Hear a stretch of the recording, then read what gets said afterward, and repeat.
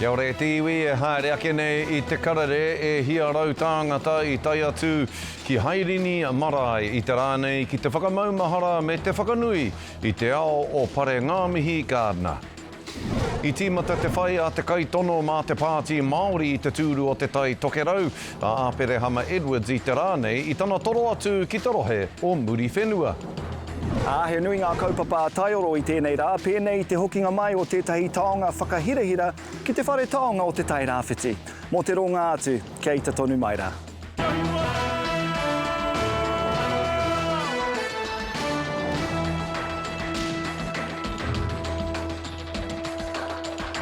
Kei ngā rāta whakamarumaru o te motu nau mai anō ki te aka kōrero o te karere anei e toro atu nei ki a koutou tauti mai rā. E hiarau tāngata I tai atu ki hairini a marae I te rānei ki te whakamaumahara me te whakanui I te ao o Parengāmihi Gardiner. He kuia rongonui no ngai te ahi me Ngāti He I hinga nei I tōna tau 92 I te mata o te whenua. Ko ia tētahi o ngā mata o te ao kohatu, o tira tētahi o ngā reo o te ao kohatu I roto o Tauranga Moana. He momo whakatipuranga e kore haha haere ana I tēnei wā nei. Anei rā te pūrongo ia Aukaha. Ko ta kuaroha kau tonu. E apakura nei tēnei mokopuna ki tōna kuia. Pēnā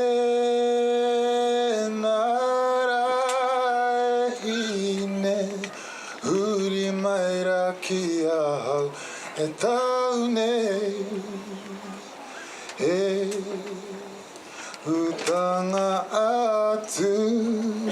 Me te tino ngero, ka tai mai ki te poroporo a ki iaia, ki te marae o hairini.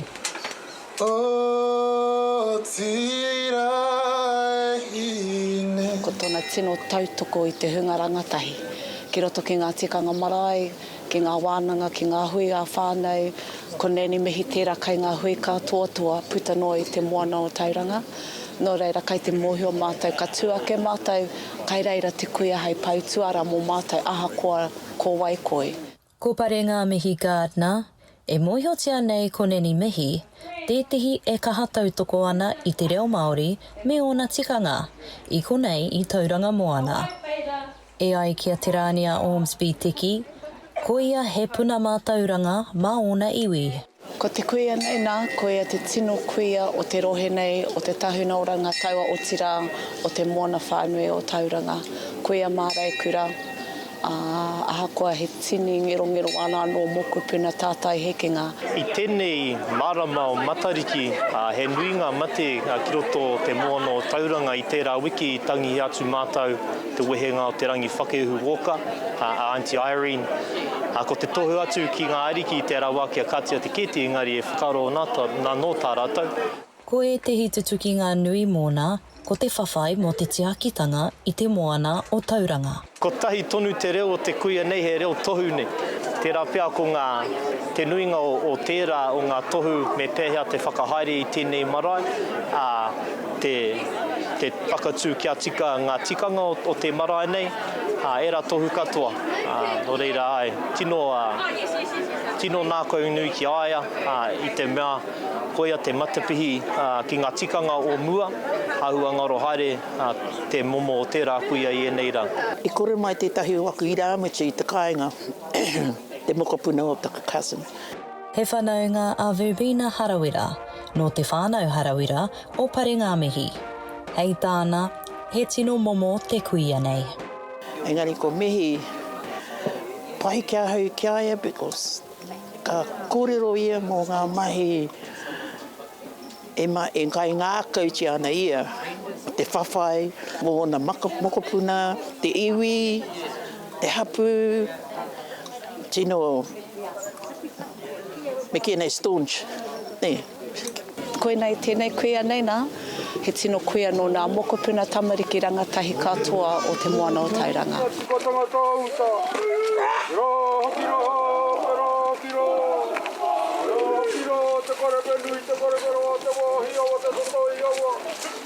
E te mārei kura e kui neni mihi, kia au tō moe. Mai o Hapanapa, mā Aukaha. Ka tiki hoki mai ki te o tūroa nei, ka ore e kore, ka whaitia no ngā whakaaro o te marea ki te tūru o te Tai Tokerau i tēnei tau. I rungi te mōhio, te rāpea ko te hiku tētahi o ngā rohe pōti, ka mātohu i te kiingi, te kuini rānei o te rohe. Kua tīmata te whai a te kaitono mā te Pāti Māori i taua tūrua a Perehama Edwards, me tana toro atu ki te rohe o muri whenua, i aia i reira, ka noho tahi rātau ko ngā mātua o Kaitaia, Anei te pūrongo a Harata Brown. Ko te hiku te kāinga o te kara Māori, tino rangatiratanga. E mana nei te kōrero ko te hiku, e kori nei te ūpoko o te ika.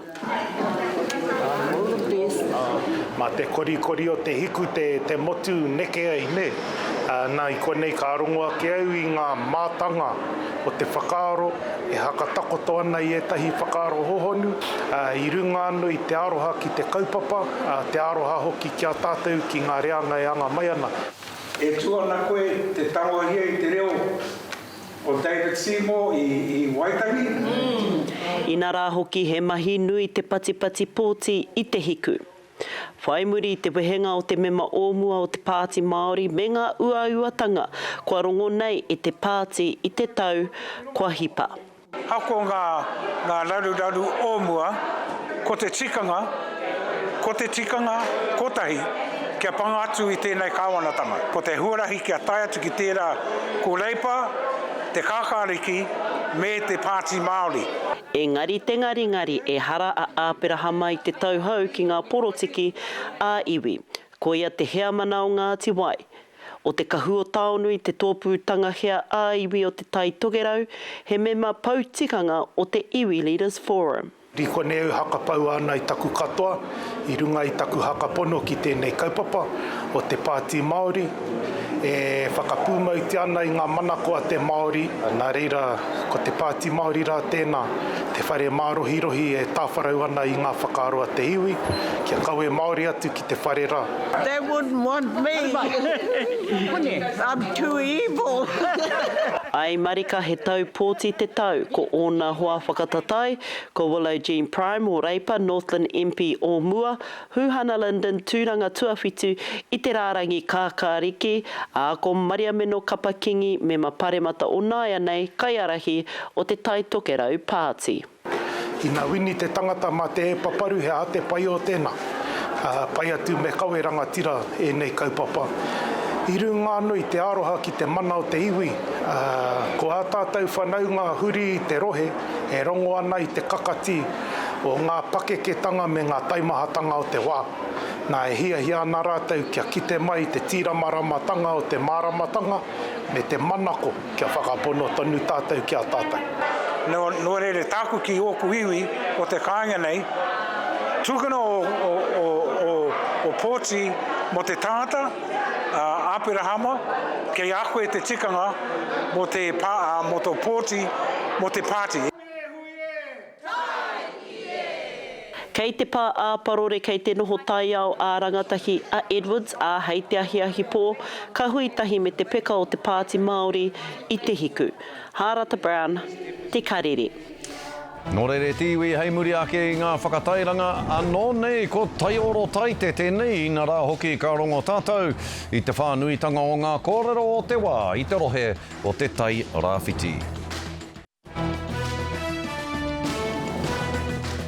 Hoki mai anō ki te karere, kua tai ki te wā e rongo ai tātou i ngā kōrero whānui o te Tairāwhiti. I te ahua nei, ka re rawa te tira o Taioro e whai wā ki te whakatā e kare mā ko hopu kina e rātou ngā kaupapa huhua katoa o te rohe o tira ko e rā kaupapa nui e tino whai pānga ana ki ngā iwi o te Tairāwhiti. Nō reira, mo e rā kōrero katoa, mo e rā kaupapa katoa, ka whakawhiti atu ki tūranga nui a kiwa, ana ki te tangata tino puku mahi rawa atu o te ao Māori whānui katoa, ara kia Mātai Smith, Mātai, kai a koe ahoa. Tēnā koe te manahau, me whakatā koe e hoa mo te tahi wāpoto, haere ki te tiki kaputi māu. I au e kawe ana i ngā kaupapa huhua o te taki wānei. Tuatahi ake ko tētahi kaupapa nui whakahirehira ki taku whānau ake o te aitanga hauiti. Arā ko te hokinga mai o te pau kei muri i au ko hine Matioro. Kua roa nei e noho manene ana ki tā wāhi. I nāenei, ko hoki mai ia ki tōna ukai pō. Ka pūmau tana noho ki Wainganui i o Nauri. He rā kua roa e tāre ana e ngā uri o te aitanga hauiti. Kua hui ngā pou e rua o hine Matioro ki te wāhi kotahi. Ko rāua te iho matua o te whakāturanga, hine Matioro he ihu tō mai no te pō. Kātahi te rangi a tāhua ko tēnei. Te whakatutukitanga o ngā tumanako i roto i ngā tau. Kia hoki mai ko ngā taonga i rua nei. No te tau 2008, i tai atu ai tētahi rōpū o toi hauiti ki Tūbingen, ki te tūtaki anō ki tō rātou tipuna. Nā konā i timata i tētahi hononga whakahirehira ki te hunga, nā rātou a hine Matioro i manaaki i tiaki. He hononga e rena ai te tau kaia whanaungatanga. Ngā tamariki, ngā rangatahi, ngā ākonga i haere atu ki tā wāhi, ki Tūbingen, ki Tiamani, ko rātou te hunga matatau ana kia rātou, rātou whakapapa, i heke mai rātou, i awai, noho atu rātou tipuna ki whea. Pakiri ana rātou kia rātou anō. No te rua te kaumā iwa o Poutu te rangi i tēnei tau tonu nei, i whakamana o kawatia te whakawhitinga o te kaitiakitanga o te pou ki te aitanga hauiti. O Michelle hine kura kū te kai whakahaere o te whakāturanga nei. Wiri te ngākau, but yeah, I felt it went really great. Yeah, it was well received by the whānau, and that's all that matters to me. Because I was working with a great team, a great bunch of professionals, it went really well considering the time constraints. Hine Matioro, he are ki Tapairu, he wahine rangatira, he wahine manaaki. E aiki o Nauri i whānui tōna mana, tōna aroha, me ana mahi manaaki ki ngā hapū me ngā iwi o te Tairāwhiti. Anei te whakatinanatanga mai o ngā tipuna, mea wā rātou mahi i te wai a rātou e toitui i te mata o te whenua. Tainua mai ki tēnei rā, kei te ki mai wenei tipuna kia tātou, a ngā whakamua. A ngā whakamua i runga i raro i te kaupapa o te kotahitanga. Hioi, e hara tēnei i te mutunga o te haerenga. E aiki ngā kaitiaki o te kaupapa nei, he nui tonu ngā taonga kei tā wāhi. Ko taipea te wā, kia whai anō wērā taonga i te ara, kua whāia e hine Matioro. Ko tai mai te wā, kei te tataringa i ngā whare pupuri taonga ki ngā tono ngai Māori mā. Mohiana nei, te piringa, te honanga nei o tātou taonga ki o tātou iwi. Nā rungi i tērā, ka pā mai te ngākau me te hirikapo, me tika, me tautoko enei tono. E hara hine Matioro i te whakāturanga noiho. He hua anō, kei tua atu i enei pakitara. Ai, he mana nui tō ngā taonga nei. Engari, ko tēnei mea te whanaungatanga, he mana nui kai roto i tēnā. E whakakotahi mai i a tātou, e tōtō mai i a tātou i runga i te kaupapa o te kotahitanga, nā roto mai i ngā taonga tukuiho a kui mā koroma, anei tātou i tēnei ata, e huitahi nei i runga i te kaupapa o hine Matioro, he ihu tō mai no te pō.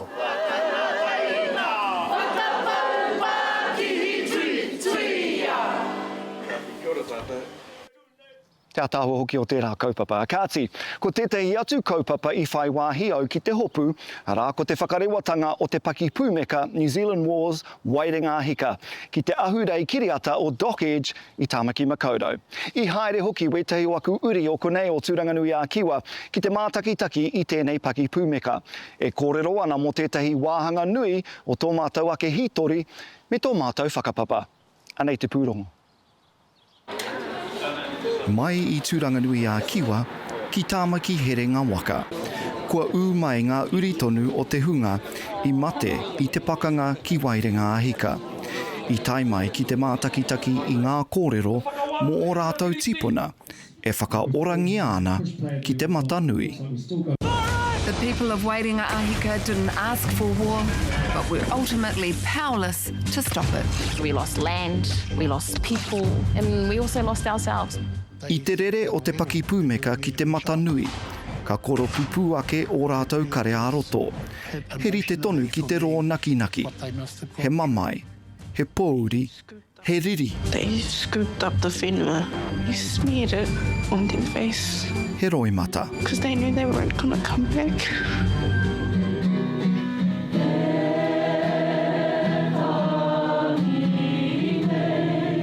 Kei te tangi a roto, tino mamai ngā kōrero hoi anō kua hariko kua puta i naine, kei reira mo te ao ki te kite, āmua ake te ana mata. Ko te pō kere mā te ngā ruta, te tīpuna o Max mā te ngā. Ka puta tōna ingoa ki te mata, ka hoki ngā whakaaro ki te pakanga, i ora ai tōna kāwai whakapapa. O taku tīpuna a te pō kere ana kora tana ingoa tūturu a mā te ngā ruta. I mena kaore i wehe tana tamaiti te pakangara ki Wāhanga Ahika, ka kore ki te a mātou i konei ngā uri whakaheke i tēnei rā. It's taken us 160 years to get to this point. We're very clear on the vision of ensuring the total restoration of our people and our lands. I'm Mihi Ngārangi Forbes. Join me for the stories of Wāhanga Ahika. Nā mihi Ngārangi Forbes, Annabelle Lee Mather me te tira o RNZ, te hitori i tuitui ki te mata. Mā ngā mahi whakaari, ngā whakaahua, me ngā reo o ngā uri tonu. Ko te tikanga o enei paki pūmeka mā te iwi te whakatau ko wai, mā wai e kawe wēnei kōrero nō reira. Kua ki te tātou i te kaunga o ngā kōrero i Hūrae e Nikki mā, e Ruth mā, e Willie, e Nick. He tohu anō tō koutou, tino whairawa. E mokuri anō karere a mihi ki te hungana rātou tēnei paki pūmeka, tēnei taonga i whakariti. O tira te hunga i whakarākei i ngā wahanga i hopu, ngā kai ui. Porongo a ihi, a wana, a pauri, a riri, e rā tūāhua tana kato. Hoi anō, i rongo au nā kupu o taku tuahine a Ruth. Tēnā pēr ko Taite wā me anga whakamua tātou. I tika tēnā.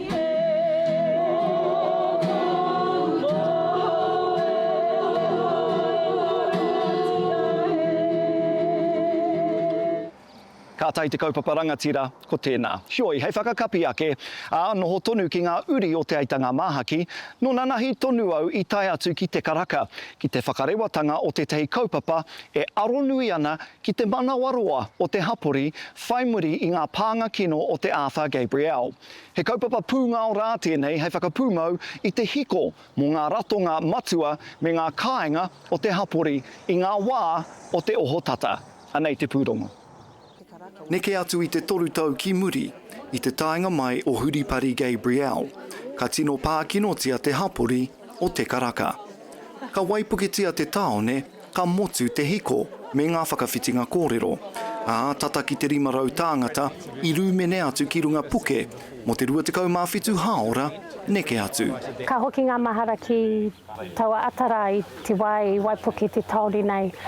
Te kore heko i taua wā, te kore hononga ki te Wi-Fi, e rā momo āhuatanga, e rā āhuatanga me ngā taumahatanga o te hapori i taua wā i tino pākinotia.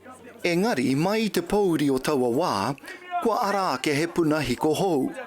Kua rewa, a whiti ki te ora, he pāmu papa kōmaru. Ko tamanui te rā tōna puna, ko te manawaroa o te karaka, tōna aronga. Ko whiti ki te ora, te kaupapa, mai i te pauri, ko puta mai, ko whiti mai ki te ora. E toru ngā wāhanga o te kaupapa nei. Tuatahi ka whāngai hiko ki te kura ārohe o te karaka.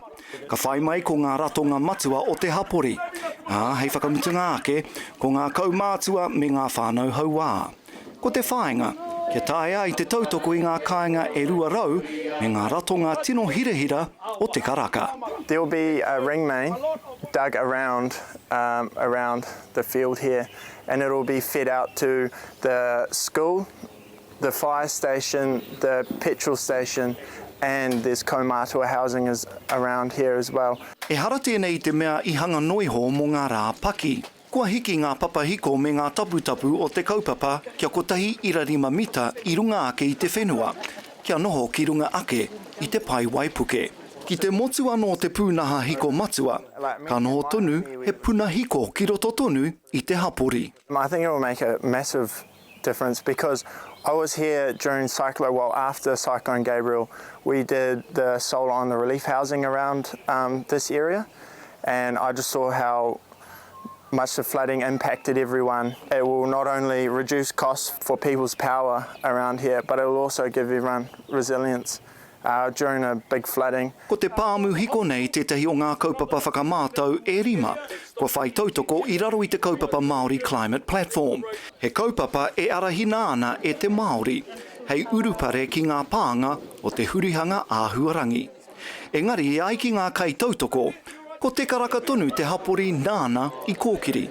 Nāna hoki I whakatau, ia hanga mea e tino hia te ana. But really the work's been done by them. They have pushed really hard. They've decided what they needed. They know how to get things done. And I think a lot of communities around New Zealand would do really well to come and have a look, come and see what's been achieved here. Ko tēnei tētahi o ngā tauira, ka me ki pēnei, ka horapa I te Tairāwhiti. Ko te tūmana ko ia ka tū tēnei hei tauira, mo tēnā hāpori, mo tēnā hāpori, mai pōtiki, pōtiki rua, haere ake ki rangiwaho, whakawhiti atu ki tua whenua ki Matapae. I nāia nei, ko tamanui te rā e whiti ana, hei puna hiko, hei puna manawarua, o te rā, hei ara whiti ki te ora. A ka tira e tiwi, koira katoa ngā kaupapa atu I te Tairāwhiti nei, te manahau, me pēnei taku kōrero aku ne pēr he Tairāwhiti taraifeke tā tērā. Engari ko te painga pēr ko whai wā poto koe ki te whakatā, engari tā koe whakapai nei, ko riro mau hei whiu ki ngā pānui hoko. Kei te tika tāku? Ma tako he mātai te whakatāhau, nā te mea nau te nuinga o te hōtaki kawe. Engari mihi ana e Tairāwhiti taraifeke tea, whakai katoa ana ki tēnā kōrero. Mātai e mihi ana ki o koutu katoa o Taioro Anei e takahi haere nei te nukuro o te whenua ki te kohi ake I te kahurangitanga me te kā meha o ngā kōrero o te wā. E whai ake nei e tiwi ko ngā Huarere kia mautonu mai. Hoki mai anō ki te karere, ko ngā Huarere moa pōpō e tiwi, paki anō ki te nuinga o tātou ko murihiku anake, ka māku I te ua. Koena a tātou kōrero mo te rānei tūrou Hawaiki.